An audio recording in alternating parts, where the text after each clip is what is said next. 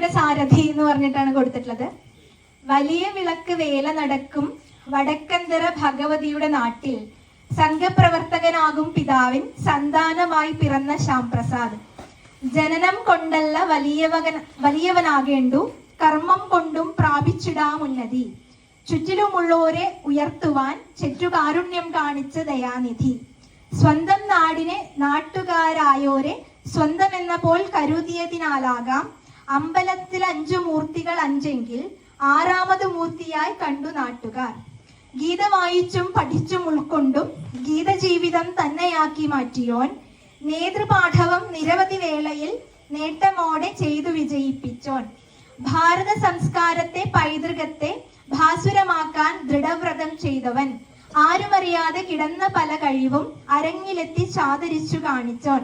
ആവിഷ്കരിച്ച പലവിധ പദ്ധതികൾ അതിലുപരി ഭംഗിയാക്കിയ പലതും മുന്നോട്ട് കൊണ്ടുപോകുന്നു ചിലതെല്ലാം. മുത്തച്ഛൻ വീട് അതിലൊന്നു മാത്രം. സുദൃഢ ഭക്തി, അടിയുറച്ച വിശ്വാസം, സുവ്യക്തമായ ദീർഘവീക്ഷണം, അംഗീകാരങ്ങൾ അനവധി കൈവന്നു. അസുലഭമത്രേ വ്യക്തിവിശേഷം. ആയുരാരോഗ്യ സൗഭാഗ്യത്തോടെ അനുപമയാ പത്നിശ്രുതിക്കൊപ്പം അനവധി കാലം ജീവിച്ചിടാനായി അനുഗ്രഹിക്കട്ടെ അഖിലാണ്ടേശ്വരൻ. ആശംസകളോടെ സാധനാ മാതൃസമിതി സ്വാമിക്ക് ഈ മംഗളപത്രത്തിന്റെ സമർപ്പണം നടത്തുകയാണ്. വരൂ, 2-3 പേരോടി വരും. ഗിരിജ ചേച്ചി എറണാകുളത്ത് നിന്ന് ഈ മംഗളപത്രം സമർപ്പിക്കുന്നതിന് വേണ്ടി വന്നു.